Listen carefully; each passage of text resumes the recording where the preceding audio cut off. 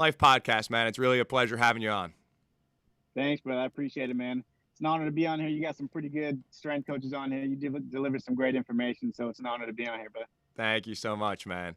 And I want to address, the crazy times that are going on right now because you, as a police officer, these are, crazy times going on in the world right now. And how have you been handling all that? Sorry, you're cutting in and out. Can you hear me? I can hear you now. Okay. So I'm actually corrections. I work inside of a maximum security jail. Been doing that for almost 10 years now.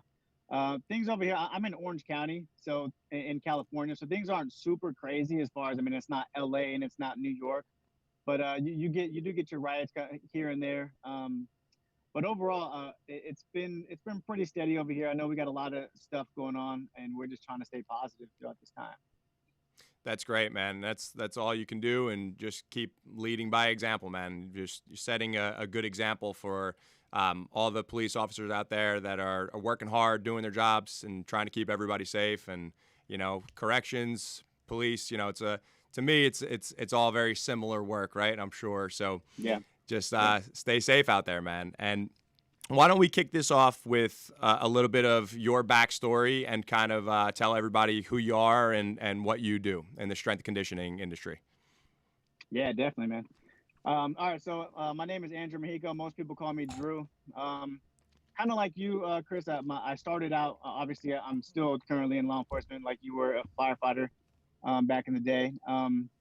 So started playing sports my entire life. I still remember to this day the very first moment that will push me to start training. And I was in I was a senior in high school, and I hugged this girl, Savannah King, and she patted me on the stomach. This was after football season, after everything. I was done playing ball. She patted me on my stomach, and she said, you're getting a little bit of a belly there, huh?" And that triggered me, man. I was like, dude, you know what? I can't be the fat kid. Like, I gotta get this shit in line. Sorry, am I allowed to cuss on here, bro? Yeah, I'm sorry. totally. All right. So yeah, at that point I went all in on training. I obviously started like a lot of us started with the bodybuilding type stuff, Arnold stuff, anything you find on bodybuilding or in the magazines. So I was getting great results, and it was obviously, of course, because I was doing something. I was brand new to training. If you do anything, you're going to get results, whether it's right or wrong. Yeah. So I had the benefit of that for the first few years. Worked out all throughout college. Got hired on through my department a week before I graduated college. And throughout when I was in college, I thought about actually switching my major from criminal justice to like exercise science or kinesiology or something. And at that time, after I took a couple classes, I just didn't know where to go from there, or if I was going to be able to make any money, or what the case was. So I just stuck with my route, and did the criminal justice thing. Got hired on, went to the academy right after I graduated. Shortly after, I started playing football for it's called the Orange County Lawmen. It's like a semi-pro league it's a law enforcement league. We played departments all over the nation, LA, New York, Chicago, Texas, a little bit everywhere. So it That's was pretty awesome. cool, and it was nice to see. Sorry, so you broke in and out. What'd you say? Sorry, I just said that's awesome. Oh yeah, yeah. So it was a lot of fun, man. And you can imagine, putting on the pads again, being bigger, stronger, faster. I was loving it out there. And during that time, I actually reached out to one of my buddies. He was actually a big brother to me growing up. He was the strength and conditioning coach for Colorado State University. And I just hit him up and I was like, hey, can you like program for me? Like I'm playing ball again. I want to be better. I want to improve my performance. And so for a few months, he hooked me up with some programming, and he really helped me out. And then eventually, all good things come to an end. He got too busy. He couldn't continue to train me, especially for free. Um, so I remember him giving me a site. I'm sure you're very familiar with it, T Nation. And I just went into a deep dive on that, man. It was just nonstop, just article after article, which led to website, which led to strength coach, and you know how that goes. And it's funny because even during that time, I was working night shift, and from 11 p.m. to 4 a.m., the inmates are asleep, so you got to find something to do. So I remember taking like screenshots of a bunch of different articles and just taking them in with me so I could just read them throughout the night, to stay busy and just learn. And then eventually I came to the conclusion that I eventually wanted to open up my own training facility. I saw guys like, Ferrugia, DeFranco, Mike Robertson, all these guys opening up their gyms. I'm like, dude, I could do that in California, right? At least that's what I thought. Like, it's super easy, right? Yeah. So then, yeah, that was my goal. So I started diving in, got internship. I got an internship through a gym called Speed and Power, where I was training athletes anywhere from 8 years old all the way up to collegiate and some professional levels as well. They ended up hiring me on, so I was strength and conditioning coach over there for a few years. And during that time, I started becoming like known as the fitness guy at my work. And a lot of people were trying to train with me. We had a gym at our work, and we would just train on our Coach Sevens, and it became like a thing. Like, oh, what time is Mexico training? Like, let's go train with Mexico type deal. And I like that feeling. I like that environment. I like that camaraderie. We were all pushing ourselves. We were all getting bigger and getting better. And then shortly after, I was working with one of my coworkers who, her and her husband actually owned a CrossFit gym. And then she hit me up. She pulled me aside. She's like, dude, why are you doing all this stuff for free? And I'm like, what do you mean? Like, I enjoy doing it. Like, I like programming. I like getting people results. She's like, yeah, that's great, but you need to be getting paid for it. Like, you're spending a lot of time doing this. And I'm like, all right. So then I started charging people for programs, and it's one thing led to another. And then, 911 Strong became a thing. Wow, man, that's awesome. I think I could totally relate to the fact that you were training people for free and then almost uncomfortable asking for money, right? Like when you first Yeah, start, dude. there's so many people in this industry that have that same experience. It's like, oh, why not? I'll just do it for free. It's like a dentist isn't going to clean your teeth for free. Like, why? Why the hell should Yeah. trainers be training people for free? But for whatever reason, it's this thought that we have, like, oh, actually, I could just do this for free. But with the keeping that in mind, I think that's how all great coaches start, because you're doing it because you love it and you just want to kind of teach people, help people. And that's always what leads to, a successful business. But not in the beginning, in the early years, it's not great for business to be training people for free, as you know. But I think in Right. the long run, it actually does help. Yeah, no, I totally agree with that. And it definitely helped me because I was new to coaching. I didn't have that background that people had during college where they did the whole 4 or 5 years of, exercise science and got some reps in that way. So this was my way of doing my reps and trying to be the best coach that I could be. Got it. So tell me about 911 Strong. What does that look like? Yeah, so it's an online training platform. We focus on training and nutrition, and we gear it towards law enforcement officers and police officers. I'm sorry, police officers and first responders. Hmm. So, kind of how it started out was one thing trickled over to the next, like I mentioned before. Sure enough, I started charging my first client, and he started telling more officers, and it kind of just happened word of mouth. And what we do is what I learned training with athletes for a few years is that police officers, you got three types of officers. One, but the bodybuilder. You got two, you got the CrossFitter that likes to go all out nonstop, and then you got the runner. And all three of those are important, but if they're done, by themselves, they're going to do some damage or not get the optimal results for that specific officer, right? And working with athletes, I kind of realized that this is how officers should be training. We should be strong. We should be powerful. We should be explosive. We should have some lean. We should look good in a uniform, and we should be well conditioned. And that's kind of how my philosophy started, to where I kind of just transitioned what I was doing with athletes, and I learned where officers were struggling with it, and as far as with their training, and I adapted it to that, and that's kind of how I started the business. Got it. So why don't we dive into that, man? Because I saw an article that you had up on your Instagram of the mistakes that police officers or law enforcement that they make within their training. So let's kind of dive deeper into that. What are some of the biggest mistakes that you see that police officers, law enforcement are making in their training? Yeah. So for one, to start, everybody skips a warm up. I I know the Franco talks about you go into the gym, you do some of these, couple arm swings, couple toe touches, and then you think you're ready for max effort squats. The Like, Hulk dude, there's Hogan no arm way. That's swings. The Hulk Hogan arm Yeah, swings, yeah, dude. yeah, Yeah. exactly. So that's one of the biggest mistakes right there. Like I mentioned before, as far as those three mentalities, you got your bodybuilder who's gonna just be super sore all day, be super tight and wound up. The CrossFitter who's just gonna be crushed because all he wants to do is super metabolic work, max effort wads. Who doesn't feel they got any work unless they throw up when they leave the session. And then you got the distance runner who's just killing their joints and getting soft, and they have zero strength. So if they do need to go hands on with someone, they don't have that strength to be able to do it.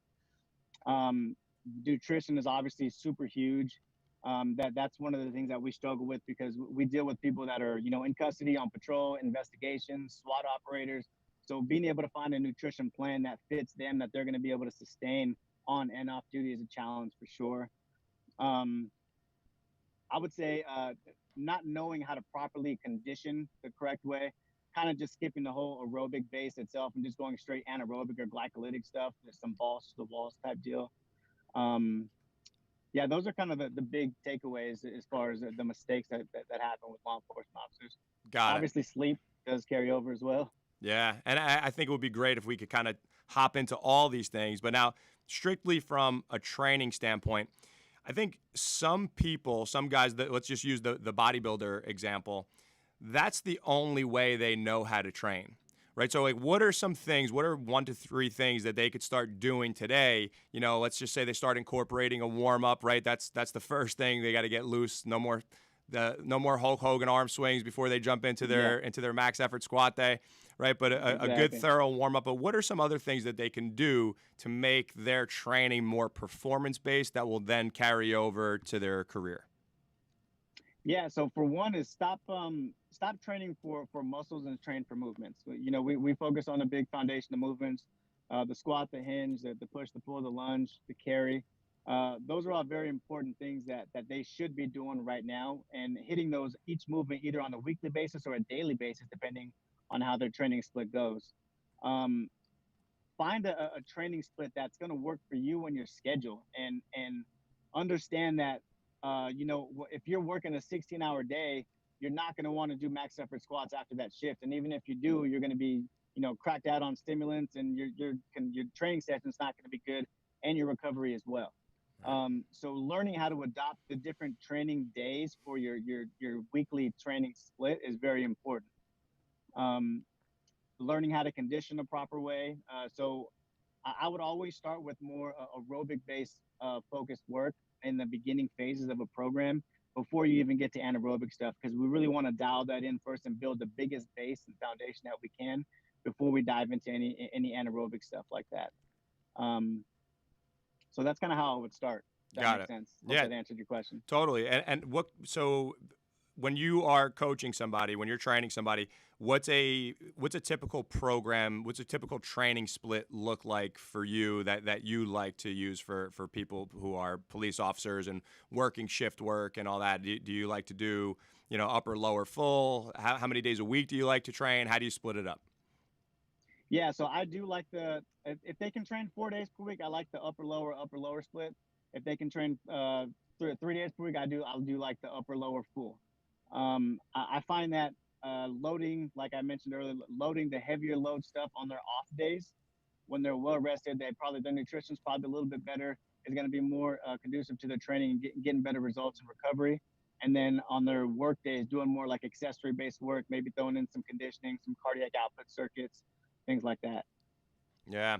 I think one of the biggest things that you said there too is, if you work a 16-hour shift and you're exhausted and you feel like shit, you don't have to stick to the plan. If you had a max effort squat day or deadlift day, if that's what was programmed originally, but then some shit went sideways and now you ended up working crazy hours and you're exhausted, you don't have to go. It's okay to auto regulate. And I think a lot of police officers need to understand that.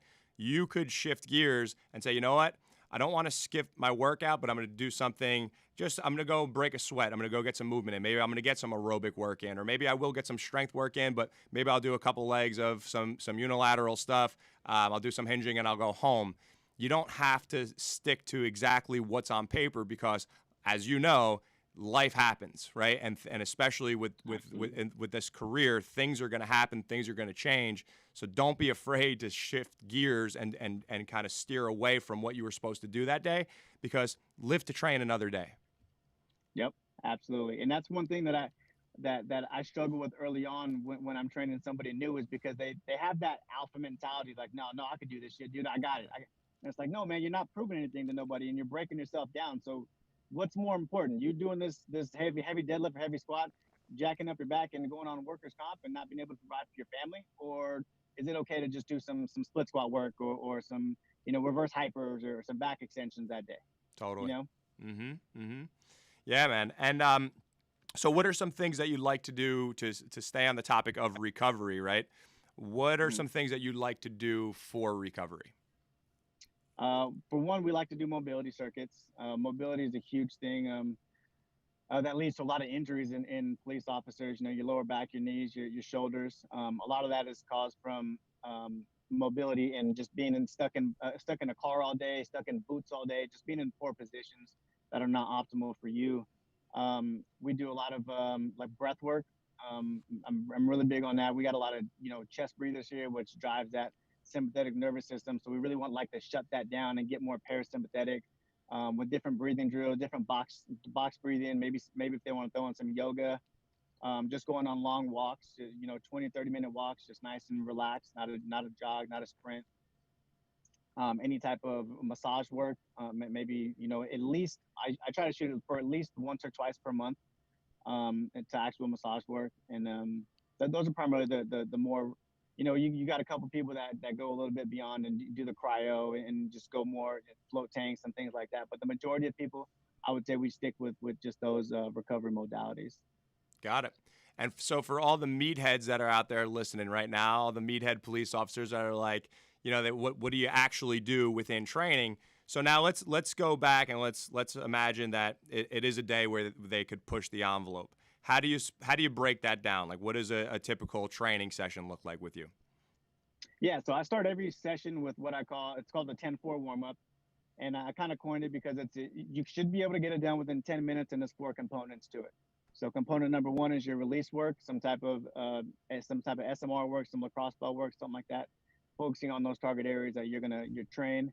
Uh, Component number two is going to be your resets, so your corrective exercises. We're trying to get the right muscles turned on and the right muscles turned off to make sure that they're in optimal position for the training session. Component number three is our dynamic warm up. And then our component number four is going to be some type of explosive work to excite that nervous system, get more explosive, be athletic. And then we get into the strength training itself. Strength training, I like to, over the last few years, I actually switched over my training a little bit to start backloading some of our major lifts. So you're not going to start every session with just a heavy squat on your back. You may be doing 3 to 4 different exercises before you get to that heavy squat or a heavy bench, whatever your main movement is for the day. And I find that it activates the right muscles, it gets the blood flowing in the right areas, and it definitely helps reduce injuries as well. And then after our big man, so we'll do, like I said, 3 to 4 accessory movements before that. Then we'll do our main lift, and then we'll finish off with maybe 1 or 2 accessories at the end of the session, or some type of a finisher or challenge set, things like that. Got it. And is your main lift always a big barbell exercise, or do you have variations? What do you like to use?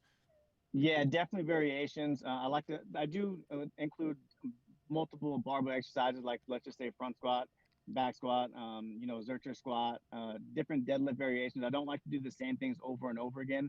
I like them to be strong, well versed, because they need to be strong in different positions because they don't know what position they're going to be in. If they're carrying somebody out, if they're trying to push something over, you know what I mean? Hmm. It could just be, sometimes it could if they have access to a sled, it could be just a sled push or sled drag or something like that. And even with when our explosive work, our dynamic effort work, it doesn't have to be bar work. It could be jumps, it could be throws, it could be anything like that as well. As long as it's if they're proficient with Olympic lifts, which I very rarely find possible, Yeah. I'll allow them to do it. But it's super rare that I don't even really dive into it, to be honest with you. Yeah. So I think that's such an important thing that you just said there, because people are so married to the idea of bench, squat, deadlift, but there are so many different variations of those exercises. And you could also do a max effort sled day, right? You could do a heavy sled drags, heavy sled pushes. You could do so many different things. You don't have to be just married to that idea of bench, squat, and deadlift. And, for such a long time, and I'm sure you could relate to this, early on in my career, I was married to those exercises as well. And I was also set on the idea that it's funny, I actually just put up an Instagram post on this yesterday, because for the longest time, my first movement of the day was always the big lift of the day, because I didn't want to get weaker, bro. I need my gain. Yep, So it's absolutely, the man. I've Jersey been mindset there, over bro. here. It's the Jersey mindset over here, dude. So, Yeah. but as you get older and wiser, you realize that you feel like shit if you just jump into those positions. In your 20s, maybe you get away with that stuff, right? But as you get a little bit older, even if you stay in good shape and even if you stay strong and you continue to train, you're going to realize, all right, if I deadlift first, my back doesn't feel great for a couple days after that. You know what I mean? And Yep. so that's why I think it's really important what you just said there, and for all the police officers and anybody really listening right now, to don't be afraid to program that bigger lift later in the workout. It could be second, third, fourth. That's okay. Do that, and Yeah. you're going to feel better. Will you lose a small percentage of strength? Maybe in the beginning. And when I say lose strength, you're not going to actually get weaker. You just might not move as much weight on that movement that you're used to. But over time, I actually found that you could get stronger and start to increase those gains, because now not only are you doing those exercises more safely, but your central nervous system is a little bit more activated. You broke a little bit more of a sweat. Your soft tissue is now more primed and ready to go. So as soon as you get used to it and you get a little bit of a pump first, you can actually be a little bit stronger. That can help you make more gains. And the biggest thing where it could help you as far as building muscle and building strength is that it helps you stay consistent, because if you're getting injured, as you know, you can't stay consistent. So that's super important. Yeah, absolutely. Agree with you 100%, brother. Yeah. Now, okay. So, and then what about as far as volume, frequency, intensity? How do you like to split that up? Let's just say, and I know that varies and it's a very general question, but let's just say you have somebody that's, 35, they're pretty strong, no injuries. How do you like to split that up for them? Yeah, as far as the actual training session goes, or Yeah, just over the course of a week. Do you like to do more of like a conjugate type of Mhm. periodization? Do you like to do more linear, or do you kind of just break it down in your way? Like, what do you like to do? Yeah, I would relate more to the conjugate style because I want them to always be ready to perform at any given moment. And although of course linear that periodization works, but I just want them, if like I'll use linear periodization more for like someone that's preparing for an academy, because I know I have a solid 12 weeks or 16 weeks, whatever it is, to prepare them and do exactly what I need them to do. Hmm. To whereas if you're dealing with police officers or first responders, you don't know what they're getting into on a daily basis. So then it may be 1 week where they don't train completely, and then they miss that whole strength phase. You know what I mean? To Right. where it just doesn't work for us. So I do like that conjugate style.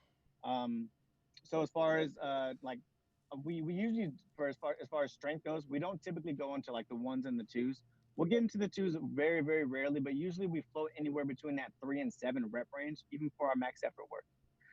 Because I still want them to get that volume. I still want them to build some hypertrophy, build that lean mass. And it's I guess you can quote unquote functional strength, right? We're not Hmm. we're not training power lifters. We need to train people that are going to be able to perform at an optimal level when they're in a stressful condition, when they're in a fatigue state, and they need to still be able to be strong and get the job done. Um, so we'll usually float anywhere between like the tens, and sometimes we'll even get up to the 20s as far as accessory work go, especially earlier before the big lift. And I kind of adopted that from Matt Winning, who does the winning warm up. Yeah. And learning, just doing more research on that and learning about that just kind of helped me realize, okay, cool, this is great. For the big lifts, this is great for tendon health, just being healthy. Like we'll do some of this stuff before we get into our major lift, and then our accessory work, depending on what their goals are.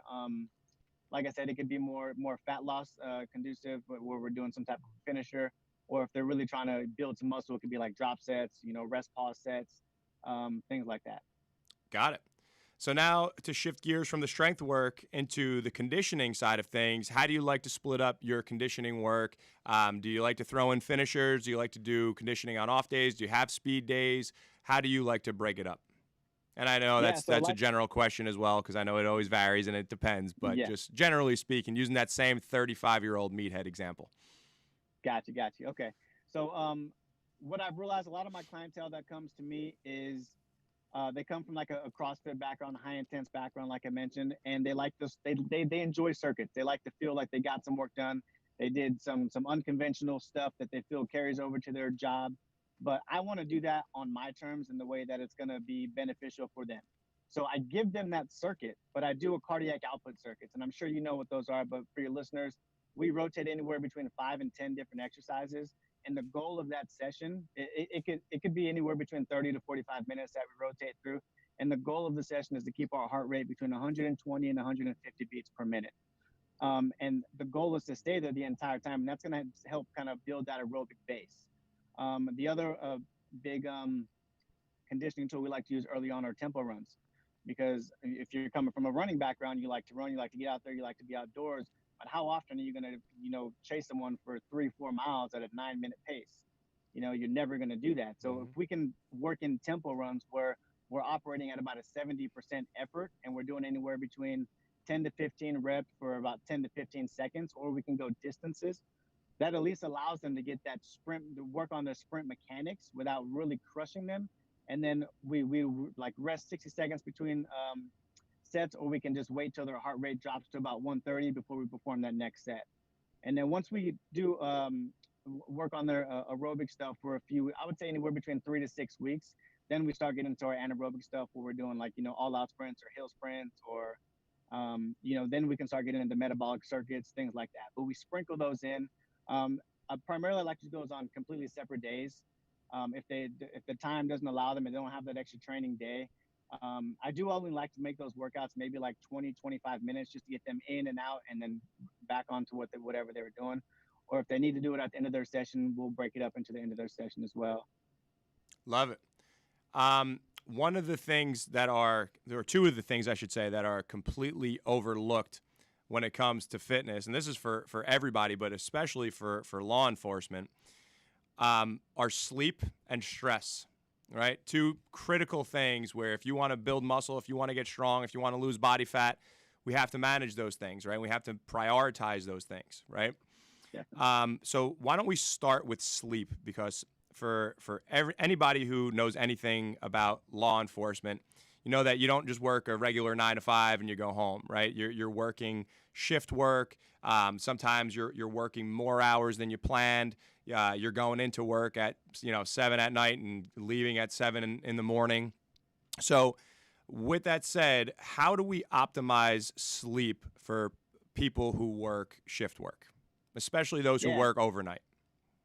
Yeah. No, sleep's not important, man. We don't need sleep. That's what they'll tell you, man, on every YouTube motivational video out there. Yeah, yeah, no doubt. No, that's definitely one of the struggles that we face with our jobs as well, and our clientele. Um, Normally, we try to stick with the goal is on our working days. If you can give me 6 hours of uninterrupted sleep and you feel good, I'm good with that, because I understand how difficult it is for a lot of people commute. You drive an hour. You're up at 4 o'clock. You don't get home until 7, sometimes 9, 10 o'clock. I can't expect you to get a full 8 hours of sleep, and I understand that, especially if you have kids, you have a family. But the goal is I want them to be able to go to sleep in the optimal position. So if they can cut off phone, they can cut off TV, they can cut off any type of direct light towards them. Obviously, that would be the goal. It's not always realistic, and even if they tell you they're doing it, they're probably not doing it, and I get that. But if we can do some type of mobility work or some type of breath work to get them in that parasympathetic state before they go to bed, that's the goal. As far as sleep on their off days, we want them to maximize that on their off days. So if they can give me anywhere between 7 to 9 hours of sleep, that's ideal for that. If they're working night shift, so you got people that will actually stay on that night shift schedule even on their off days, so that it becomes a little bit easier as far as staying consistent, I guess, if you will. But then you got other people that stay on that shift for their work week, and then on their Friday they stay up all day, because then they have to rotate their sleep to the other side of the week, and to where they're actually sleeping at night, and then they're up during the day. So that's very difficult. So the best thing that we like to do, obviously, make sure you find a nice, cool, a dark room. Maybe get some shades for the blinds. Maybe throw a little a mask on to make it super dark. Um, and we just try to maximize that as much as possible. So we understand it's going to be difficult, but we do track that to see how many hours of sleep that they are getting a night, because then that would auto regulate depending on what they're going to do for the next day of the training session as well. That's great. And one thing I want to add there too is, I think that if you're coming off of shift and it's daylight, right? So while you're coming off your shift, or as the sun starts coming up, see if you could put on some sunglasses, see if maybe you put a hat on, right? Try to not be too exposed to sunlight, because then you're going to start screwing with your cortisol and melatonin production. So if you're going to be going to sleep at 9 or 10 o'clock in the morning, stay away as best you can from sunlight, and then, like you said, get to a cold, dark room and get some sleep. But what about the adjustment phase? Is there any tips that you have for that? Like, so if they work nights and now they have 4 days off and they're trying to get back to a normal schedule, that first day, I think that's the most challenging day. Do you have any tips for that? Right. What I found is that if you're getting up, let's just say 6, 7 o'clock in the morning, and this is your Friday, um, if you if you're able to get at least 3 to 4 hours of sleep right then and there, that's going to be optimal because then at least you'll still have 10, 12 hours of the day before you can kind of get back into the normal swing of things. I think a lot of times where people mess it up is they stay awake that entire time. So then they're up for almost 24 hours and they're super tired. And then if they do have a training session that day, then it's crappy training session. So based off of those, we actually auto regulate their training as well for those days, those swing days in the middle. But that's kind of how I would recommend it. So try to get a few hours of sleep initially right when you get off, and then be up for the rest of the day, and then that'll kind of take you back to your normal routine. Got it. Now, Drew, what about stress management? It's a stressful job, like we talked about earlier, especially right now. There's a lot of chaos going on in the world right now. What are some things to do to help mitigate and manage some of that stress? Yeah, so stress is super big, right? Like police officers are definitely in a sympathetic state the entire time. That's understandable. We need to teach them how to shut that off throughout the shift and throughout the day as well. But just doing some type of recovery work, some breath work, some massage work, we just try to get as much recovery as possible. And a lot of people don't realize as well is that carbs are actually help put you into that parasympathetic state as well. So we don't like to take carbs away from them completely, especially after their training session. We like to get carbs in there immediately to help regulate that, to help them speed up that recovery process. But as far as um, stress itself goes, that's kind of how we would. I hope that kind of answered your question. Totally. No, it does. And you mentioned deep breathing, and doing massage and stuff like that, and even just spending more time outside. Right. That's going to help us Yeah. manage and regulate those cortisol levels. But yeah, so important for sure. Deep breathing, breath work that you mentioned earlier. So many people are chest breathers, and just not even aware of their breathing mechanics and how important that is. And just doing some drills, even for 5 minutes a day, I think goes such a long way in the grand scheme of things and working that stuff in. And if you do get stressed out, even if you're at work, taking a minute to just focus on 30. That's too much. Let's just say 2 minutes of deep breathing drills, right? 1 minute of deep breathing Right. drills. That could really go a long way and help manage some of that stress. So it's definitely not something that you want to overlook there. And then you mentioned nutrition and carbohydrate intake, which I think is the perfect segue into the next thing that I wanted to talk about, which is nutrition. Because Gotcha. so many cops will tell me that they struggle with their diet because of the shift work. So what are some of the problems that you see? What are some of the issues that the people you work with deal with most of the time? And what can they do to start to try to correct some of those issues so they could eat a healthier, more balanced diet?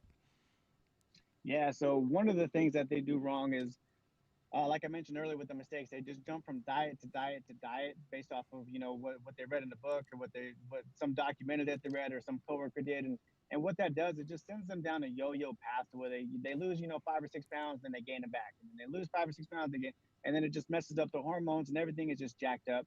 So you'd be amazed on how many police officers, even if they're overweight, they undereat. So I can have a guy that's 250 pounds who wants to lose weight, and I calculated his current nutrition, and he's eating like 1,400 calories a day. Yeah. So I'm looking at that. I'm like, dude, this is what you're eating a day. What do you want me to cut? You want me to take you down to 1,000 calories? That's going to jack you all up. You're going to be flat. You're going to perform like crap. You're going to sleep like crap. It's going to mess up everything. So one of the biggest things that we do is we calculate where they're going to be at, where their maintenance level should be, and then we work on building them up to their maintenance level slowly before we enter that first cut. So if let's just an example is hypothetically speaking, somebody's maintenance levels are 2,500 calories per day, meaning they should be able to eat 2,500 calories a day and not gain or lose a single pound.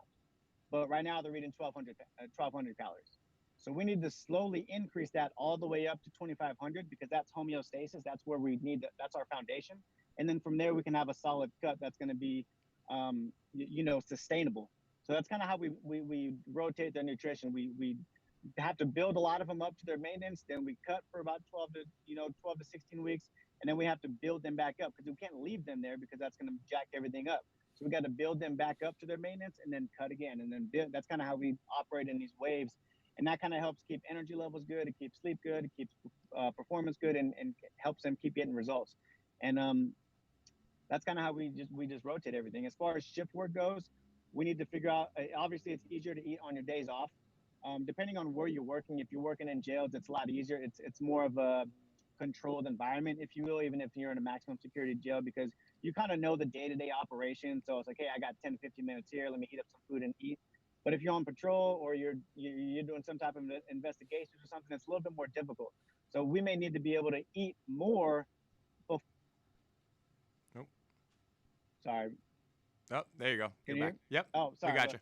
So you need to be able to eat more and either before shift or after shift, be able to get at least one solid meal in during your shift, and maybe drink a couple protein drinks or have a protein bar or something to still be able to maintain the proper caloric intake and give you the right energy levels to perform the job correctly.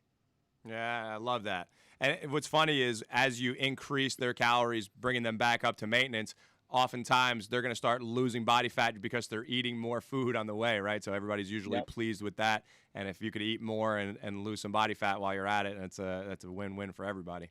Yeah, yeah, no doubt. But I Sure. think one of the struggles too, at least with some of the guys and girls that I've worked with in law enforcement when it comes to nutrition, is that they say they are on the road and they're struggling with the quality of food.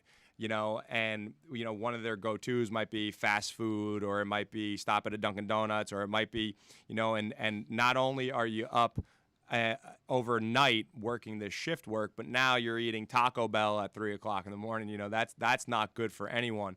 So what Mhm. about as far as the quality of the nutrition that they take in, the quality of their diet? Any tips that you can give them on how they could start to improve that, things that they could do, right away? Yeah, so during the actual work week, like you said, it is difficult, especially if they're on patrol or whatever the case may be, to get that quality food in. And the easiest thing that I found is I mean, obviously you got to prepare your meals. If you're planning on winging it when you're on shift, you're for sure gonna fail that day, no doubt. Preparation is But key. yeah, yeah, yeah. So if you have a solid, if pack a cooler, pack some solid foods with you. Make sure you're hydrated. I know a lot of people don't like to drink a lot on there because they don't like to go to the bathroom when they're on duty, but it's really important to keep you hydrated, right? That's good for cognitive function, and it's just good overall. Um, but yeah, just pre-pack your meals. There's a lot of different meal prep options that you can do if you don't have time to prep your meals. I do that myself.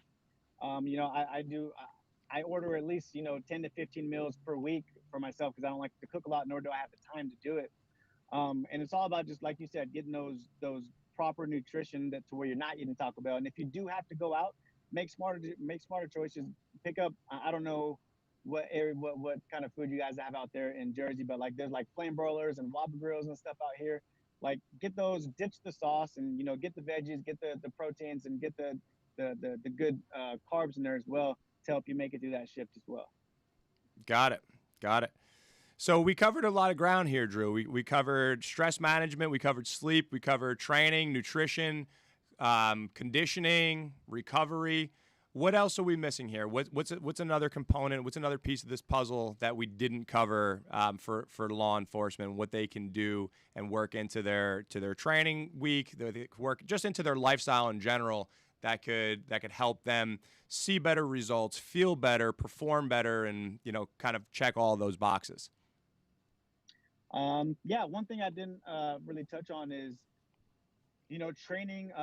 You can train with the weight vest because that's going to carry over more to your job duties as well. And focusing on like grip work, and strongman work is also very key. We do a lot of carries, we do a lot of plate pinches, That's great for better shooting. For if you're gonna go hands on with someone, and someone's trying to take your gun, or someone's trying to just get a hold of you, you're trying to control them.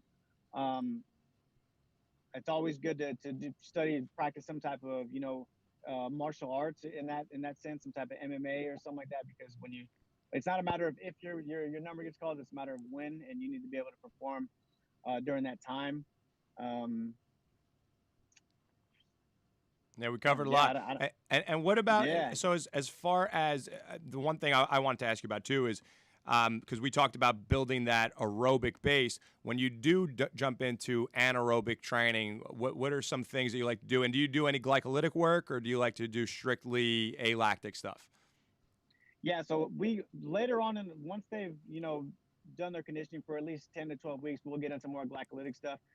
But as far as the anaerobic stuff, but yeah, we do get into sprint work. We're going all out, 10 to 15 seconds, getting full recovery, getting back at it, doing full recovery.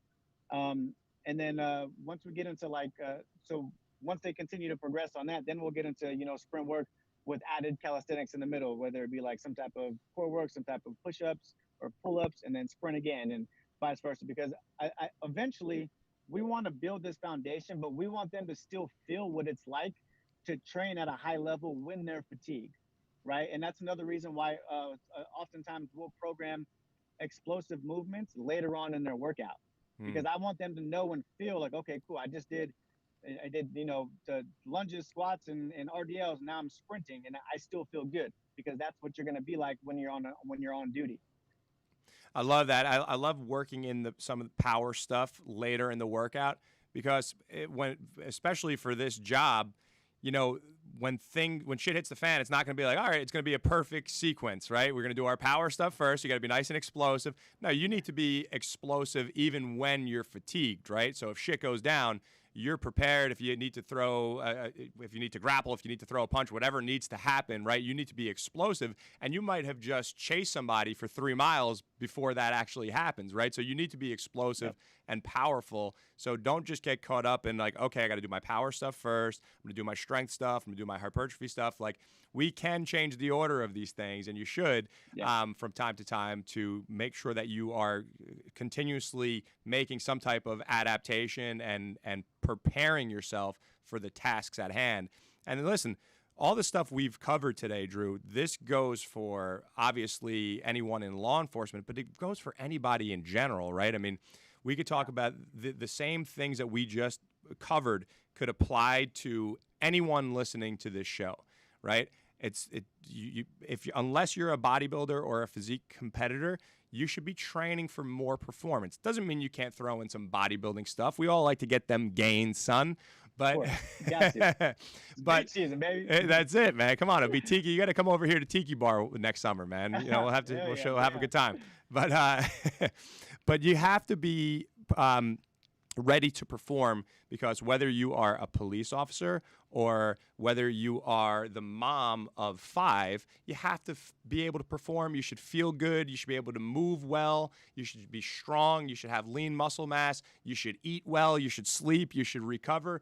All of these things apply to everyone, not just law enforcement, but especially for you listening that are in law enforcement, or if you're a firefighter, or if you're a paramedic, or you work EMS.